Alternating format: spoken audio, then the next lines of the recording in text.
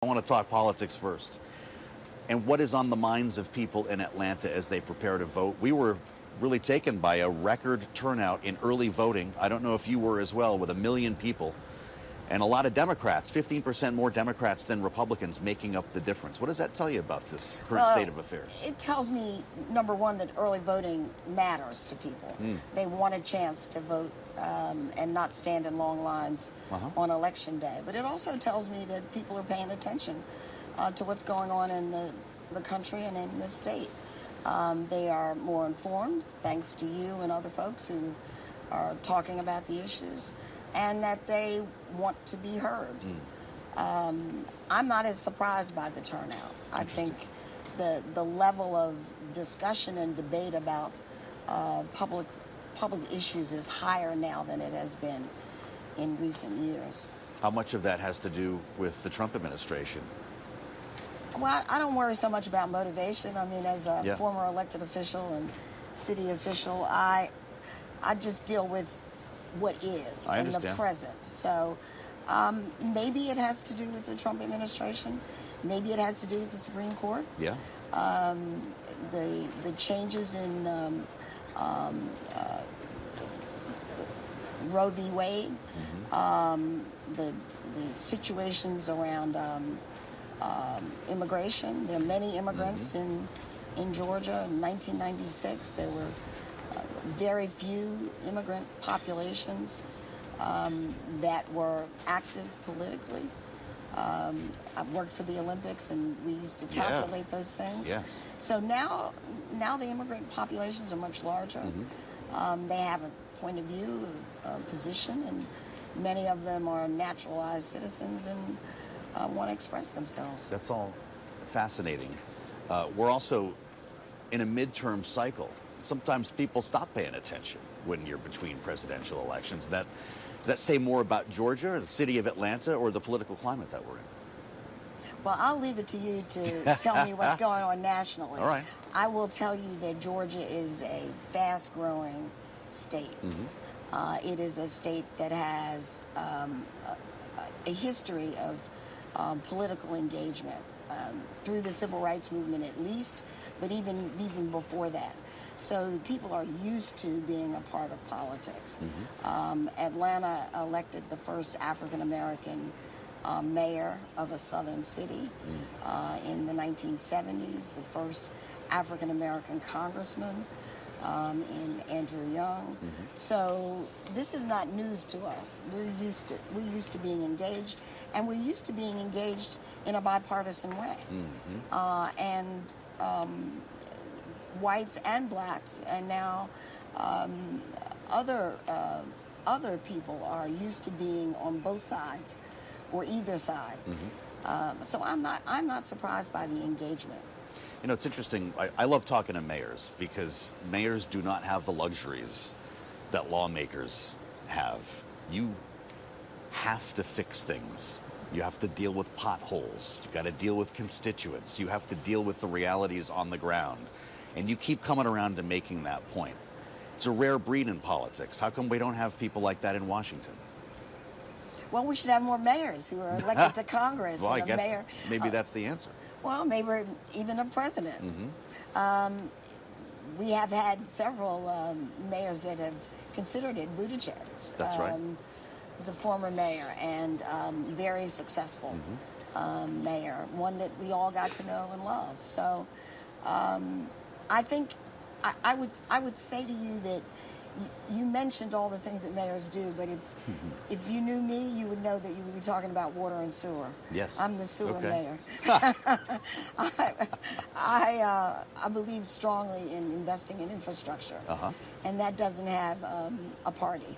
Right, exactly. It gets back to running a city without the luxuries of going into open debate or being a partisan. It's difficult to run a city on that level, certainly in a place like Georgia. So talk to me about what happens tomorrow, because we've got two big races, two big transitions taking place. The biggest one is the governor. Say what you will about Brian Kemp, love him or hate him. This is going to be a tough, drawn-out race, and likely the most expensive in Georgia's history. Are you ready for this transition? Well, it's way too expensive. Way too expensive. Way too expensive. But it's great that there are contenders on both sides, Yeah, in the it's a big Republican and field. the Democratic side. Mm-hmm.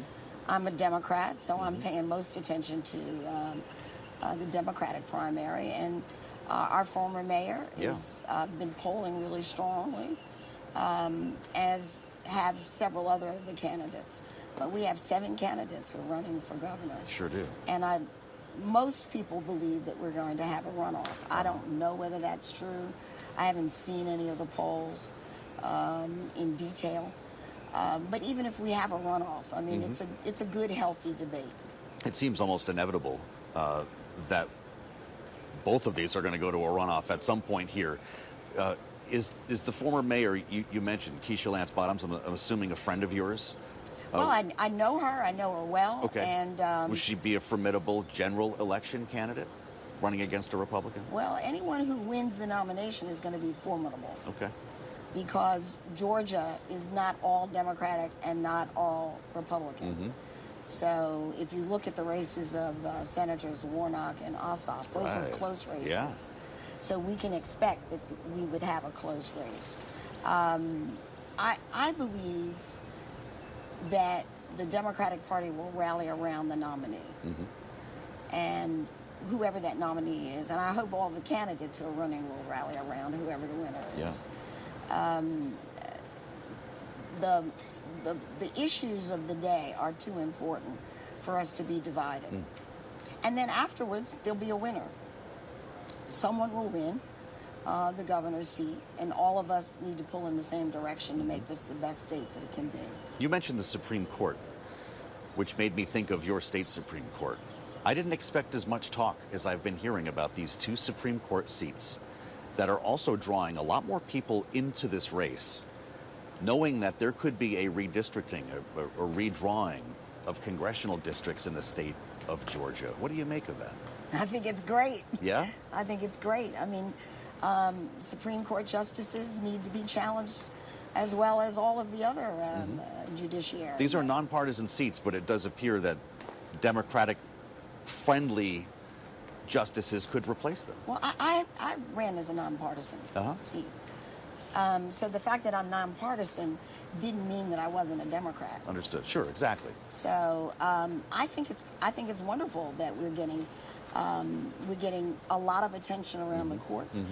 I think people in Georgia, and certainly those that I know in Atlanta, are paying more attention to the importance of the third branch of government. Yeah, how about that? Should Georgia redraw its maps and become part of this movement that's sweeping the nation?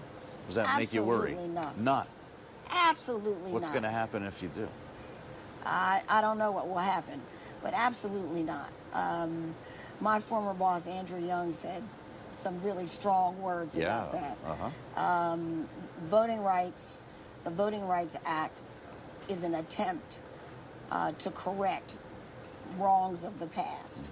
And I think that the legislature would make a huge mistake By eliminating minority districts. by eliminating. Do you think that's where we would be headed here in a redrawing? Well, why else would you redraw them? We don't Well, have a census.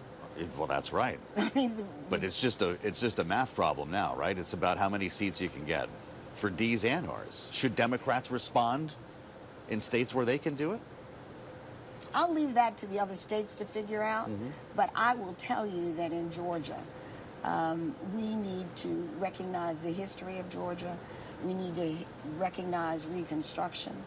We need to recognize that we were disenfranchised, and that we need to have a level playing field in order to run. We deserve that. African Americans have not been full citizens in the state of Georgia for most of the history of the country, and we need to be represented. But so do other people. So do people from other backgrounds need to be represented. So I'm absolutely firm on that. I'm firm on Roe v. Wade. Yeah. I'm firm on having controls on the immigration tactics that we're using. And now that I'm not in office, I can say that. Well, I'm glad you could say it with us. It's great to meet you, and I appreciate you sharing all of your insights today on Bloomberg. Thank you, Mayor. Thank you. It's great to meet you. Absolutely.